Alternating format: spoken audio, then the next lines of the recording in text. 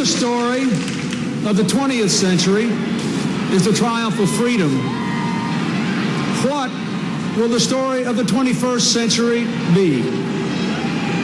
Let it be the triumph of freedom wisely used, to bring peace to a world in which we honor our differences and even more, our common humanity.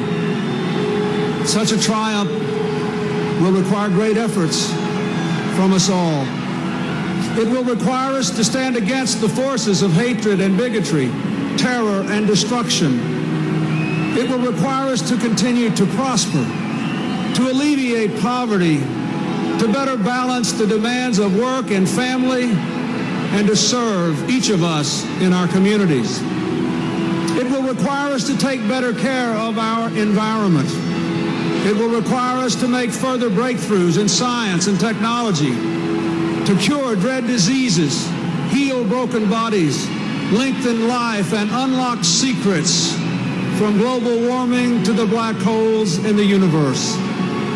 And perhaps most important, it will require us to share with our fellow Americans and increasingly with our fellow citizens of the world the economic benefits of globalization, the political benefits of democracy and human rights, the educational and health benefits of all things modern, from the internet to the genetic encyclopedia to the mysteries beyond our solar system. Now, we may not be able to eliminate all hateful intolerance, but we can develop a healthy intolerance of bigotry, oppression, and abject poverty. We may not be able to eliminate all the harsh consequences of globalization, but we can communicate more and travel more and trade more in a way that lifts the lives of ordinary working families everywhere and the quality of our global environment.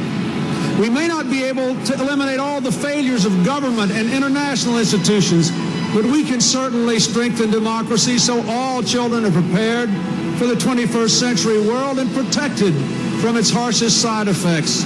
And we can do so much more to work together, to cooperate among ourselves, to seize the problems and the opportunities of this ever-small planet we all call home. In short, if we want the story of the 21st century to be the triumph of peace and harmony, we must embrace our common humanity and our shared destiny. Now, we're just moments from that new millennium.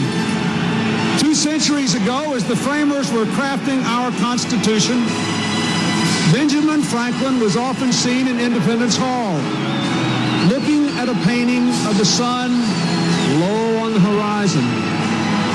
When at long last the Constitution finally was signed, Mr. Franklin said, "I have often wondered whether that sun was rising or setting. Today I have the happiness to know it is a rising sun."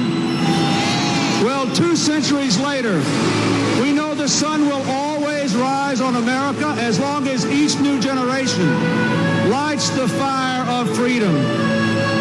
Our children are ready. So again, the torch is passed to a new century of young Americans. All right, here we are, just 56 seconds away from that gorgeous Waterford crystal ball dropping in Times Square.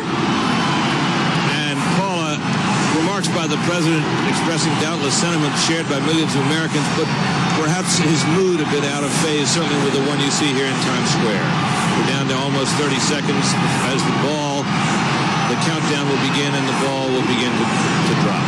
And one thing you might want to keep your eye on is the 3 tons of confetti that is expected to fall from 13 buildings where people with hand-fired cannons will be launching them. Let's join the crowd.